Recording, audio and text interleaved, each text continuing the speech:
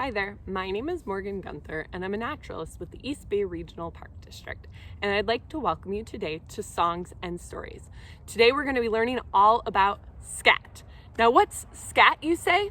Now I would say it's the number 2 most important thing that's happening out in nature. But we might not always call it scat. We as humans have some other words for it. But we're going to be scientists today and call it scat. It's what comes out of animals after they've eaten.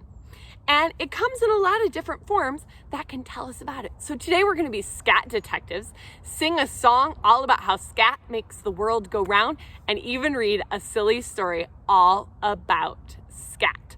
So the first thing that we're going to do is I'm going to show you some models of scat. Now I want you to think of some animals that you've seen them and what they leave behind when they go to the bathroom. Maybe if you've seen a rabbit's scat, what does that scat look like? Kind of like little balls that drop down on the ground. So what does a rabbit like to eat? Now you might be thinking carrots. In the wild, they probably don't eat carrots, but they do eat plants. And so they plop little pellets out on the ground. Now here in a redwood forest like this, there are deer that leave behind little pellets as well. So if you look, you can see, now their scat wouldn't be blue like this, but you can see the little plops of the deer that they leave behind. So a good way to remember if an animal is a plant eater or a meat eater is if it leaves behind plops. And if it's a plopper, that means it's a plant eater. Now if you find some scat that looks a little bit like this, you can see it's a little bit longer. It's got a little pinched end. And if you were to be a scat detective and actually pick through it, with sticks, of course, you might find that there's fur inside and other things that tells you it's a meat eater. So we like to say pinchers are meat eaters and ploppers are plant eaters. So you can tell a lot from scat just by seeing what its shape is. You can take a look at your scat bandana found inside your knapsack to help you identify some of the scat you might find out in nature. Not every kind of scat will be found here in the East Bay, but it'll at least get you started. So if you find scat, you can investigate it as long as you use some sticks to pick it apart, and then make sure not to touch the ends of those sticks. So the story that we're going to read today, it'll help us to know pinchers and ploppers because we're going to look at some different scat and see what happens with this little mole who, look, has a little scat hat on. So this is called The Story of the Little Mole Who Knew It Was None of His Business. And this is the Plop Up edition, which is pretty fun. And this book is by Werner Holsworth and Wolf Elbrook. And this is actually a German book. The Story of the Little Mole Who Knew It Was None of His Business. One day, the little mole poked his head out from underground to see whether the sun had already risen. Then it happened. What's gonna happen? It looked like a little sausage. And the worst thing was that it landed on his head. Look at the little scat landed on his head. Would you say it's a pincher or a plopper? I think it kind of looks like a pincher. How mean, cried the little mole. Who has done this on my head? But he was so short-sighted that he couldn't see anyone around. All right, so I think he's gonna try and figure out where that scat came from. Who's this? Did you do this on my head? He asked the hare. Hare is another word for rabbit. Me? No, how could I? I do it like this. Does anyone know what a rabbit scat looks like? Let's find out. And rat-a-tat-tat, 14 little round beans shot past the mole's ears. He saved himself with a daring leap. All right, so we see we've got some ploppers from our hare. Who do we have? We've got the horse Did you do this on my head? He asked the horse. Me? No. How could I? I do it like this. Nay. And flump plump, 5 big fat horsey apples plopped down within a hair's breadth of the mole. He was very impressed. Has anyone here ever stepped in horse scat before?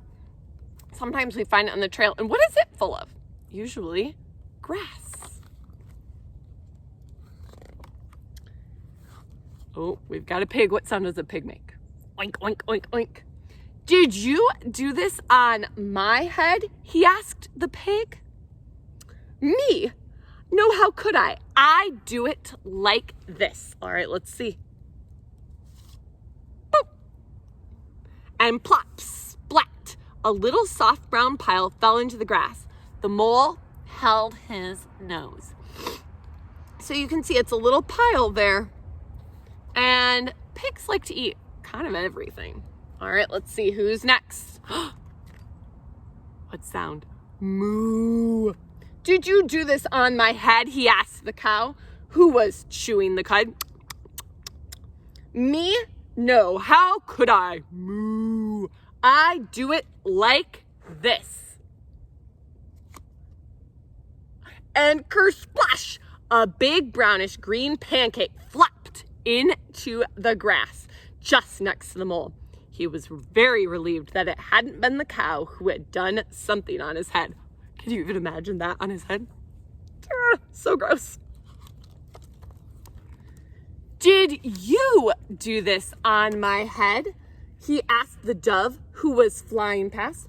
Me? No, how could I? I do it like this, she answered. All right, you ready? Get that ready. Oh, look at that little white splash.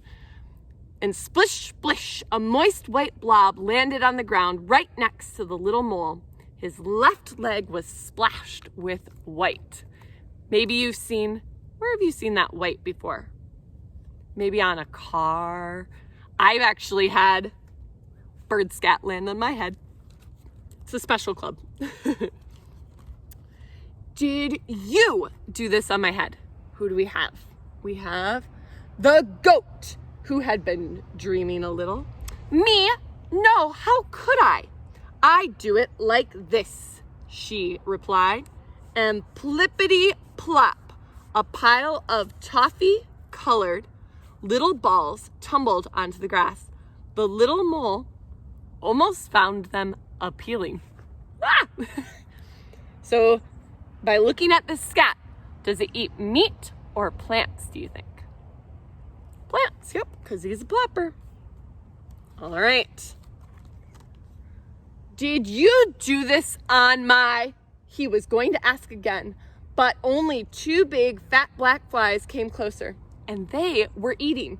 At last, someone who will be able to help me, thought the mole. Who did this on my head? He asked excitedly. You can see the flies coming towards him. Keep nice and still, buzzed the flies. There was a short pause. And then, it is clear to us that it was a, who do you think it might be? A dog. Finally, the little mole knew who had done the business on his head. Basil, the butcher's dog.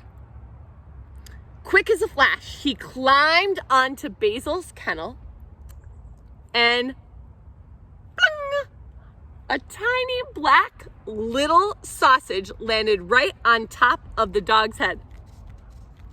Look, the little mole's running away.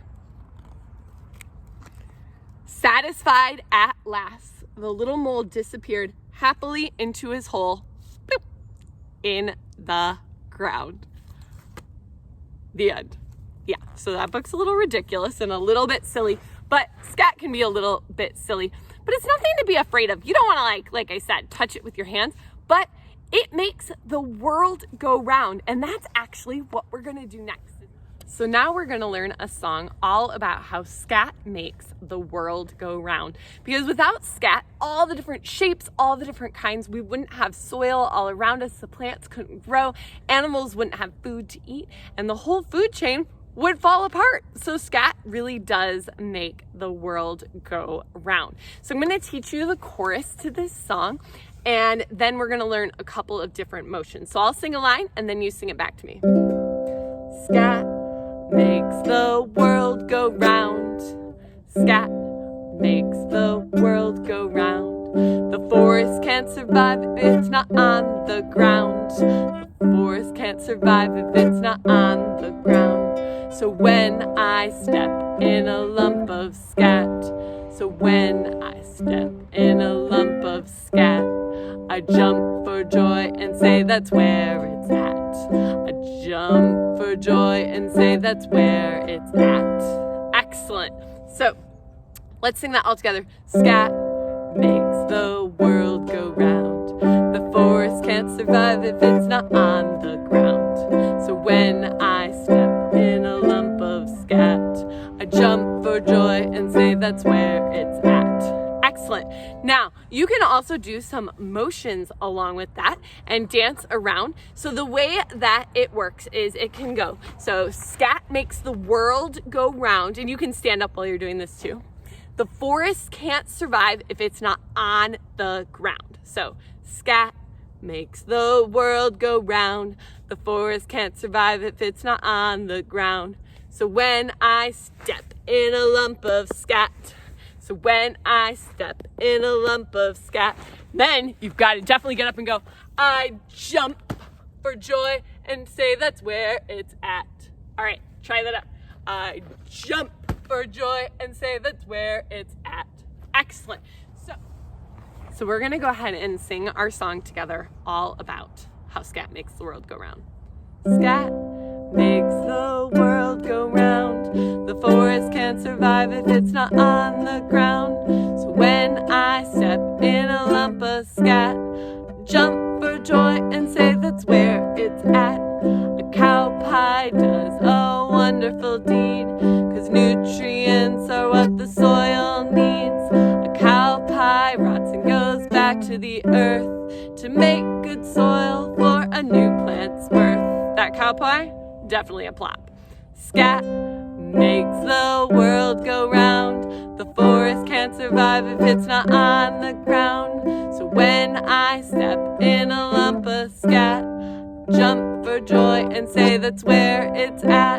Coyote scat comes in a neat gray stick. If you look inside, you might get a kick. You'll find fur and bones and teeth and claws from the little creature it had in its jaws. Probably a pincher. Scat makes the world go round. The forest can't survive if it's not on the ground. So when I step in a lump of scat, jump for joy and say that's where it's at. Well, raccoon scat is red and rather neat. Manzanita berries are its favorite treat.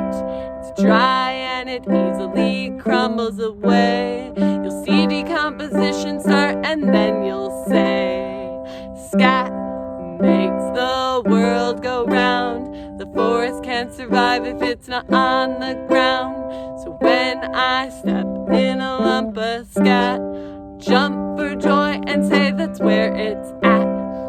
So next time you walk in a forest green, remember all the different kinds of scat you've seen. Don't scream, but please get it off your shoe, 'cause scat has some very special work to do. All together, scat makes the world go round. The forest can't survive if it's not on the ground. So when I step in a lump of scat, I jump for joy and say that's where it's at. One last time. I jump for joy and say that's where it's at. Woohoo! All right. So my friends, I hope that today you have learned all about scat and you're inspired to become a little bit more of a scat detective, going out in the trail, seeing if you can find pinchers or ploppers, and you can go ahead and use sticks to pick it apart carefully, never touching the ends of the sticks with your hands, so you can find out if they're meat eaters, if they're plant eaters, and what animals have been around when we're not there to see them. So thank you so much today for joining me and learning about how scat makes the world go round, and I hope that you have a wonderful day, and don't try to step in any scat.